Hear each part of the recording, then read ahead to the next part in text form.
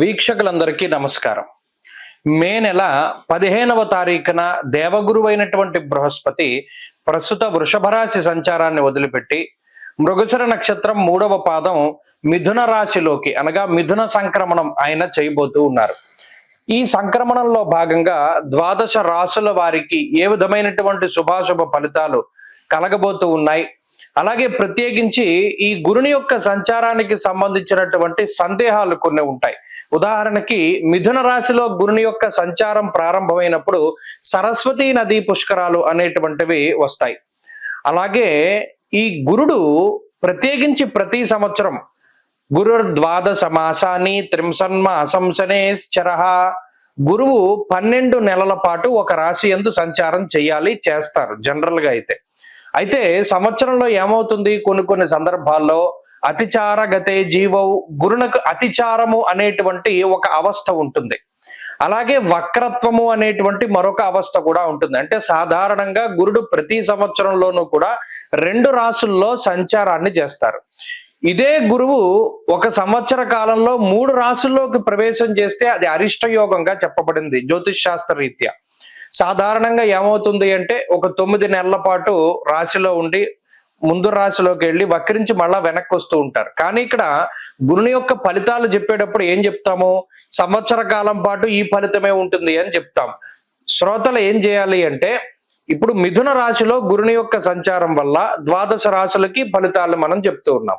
మధ్యలో అక్టోబర్ నెలలో గురుడు పునర్వసు 4వ పాదంలోకి వెళతారంటే కర్కాటక రాశిలోకి వెళ్ళి మళ్ళా డిసెంబర్ నెలలో మిథున రాశిలోకి వస్తారంటే మరలా బ్యాక్ వస్తారు. ఆ 2 నెలలు మినహాయించి మిగతా 10 నెలలకి ఈ ఫలితం అనేటువంటిది అన్వయం అవుతుంది. కాబట్టి ఆల్మోస్ట్ సంవత్సరం పాటు కూడా గురుడిచ్చేటువంటి ఫలితాలు ఏ విధంగా ఉన్నాయనేటువంటి విషయాన్ని మనం చాలా క్లుప్తంగా ఈ వీడియో ద్వారా తెలుసుకొనవచ్చును. అలాగే గురుని యొక్క కారకత్వాలు కొన్ని ఉంటాయి. యజన కీర్తి గృహ కాంచన పుత్ర వస్త్ర అశ్వాది కారకో గురు. దేవగురువు అయిన బృహస్పతి సంతానానికి కారకుడు, వాహనానికి కారకులు ఆయన. అలాగే గృహానికి భూమికి సంబంధించినటువంటి కట్టుబడులకి వాటికి కూడా కారకులు, యజ్ఞయాగాది క్రతువులకి కారకులు, తీర్థయాత్రలకి దైవ దర్శనాలకి వీటికి కారకులు. ఒక్క గురుడు జాతకంలో గోచార రీత్యా బలంగా ఉంటే, జాతకంలో బలం తక్కువగా ఉన్నా కూడా కొన్ని సందర్భాల్లో గోచార గురుడు చాలా వరకు కాపాడతారు.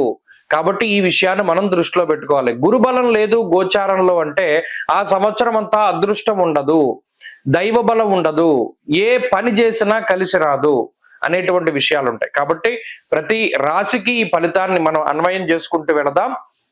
ఈ గురుని యొక్క మార్పు మకర రాశి వారికి మే 15వ తారీఖున మారేటువంటి గురువు షష్ఠభావంలో ఉండబోతున్నారు. ఈ సంవత్సరం అంటే గత సంవత్సరంలో గురుబలం ఉన్నది, పంచమ స్థానమందు గురుడు ఉన్నారు. ఏలినాటి శని దోషం ఉన్నప్పటికీ కొంత గురుబలం ఉండడం కాసింది మకర రాశి వారిని. అంటే పూర్తిగా పాడైపోకుండా సగం కాపాడేటువంటి స్థితిలో గురుడు ఉన్నారు. మరి ఈ సంవత్సరంలో గురుబలం పోతూ ఉన్నది. 15వ తారీఖు దాటాక 6వ స్థానంలోకి గురుడు వెళతారు. అయినప్పటికీ ఇక్కడ 2 మంచి విషయాలు ఉన్నాయి. 15వ తారీఖున గురుబలం పోతోంది, 21వ తారీఖున రాహు బలం వస్తోంది. శని ఆల్రెడీ మార్చి 30 నుండి బలంగా ఉన్నారు. అంటే శని రాహువుల యొక్క బలం చాలా అధికంగా ఉన్నది.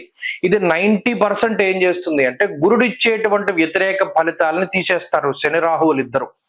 అంటే గురుడు ఏ ఫలితాలనైతే వ్యతిరేకంగా ఇస్తారో వాటిని తగ్గించేస్తారు. ఉదాహరణకి తీసుకుందాం, షష్ఠ స్థానమందు గురుడు ఉన్నప్పుడు కొంత ఇబ్బందికరమైనటువంటి పరిస్థితులు ఉంటాయి. ఏమని, చౌరాగ్ని నృప భీతిశ్చ గాత్ర గాంభీర్య నాశనం అన్నాడు.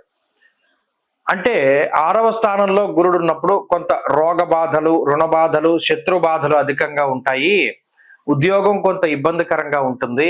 సొంత మిత్రులు, బంధువులు వీళ్ళందరూ కూడా కొంత వ్యతిరేకంగా ఉంటారు, వ్యతిరేకంగా మాట్లాడుతూ ఉంటారు.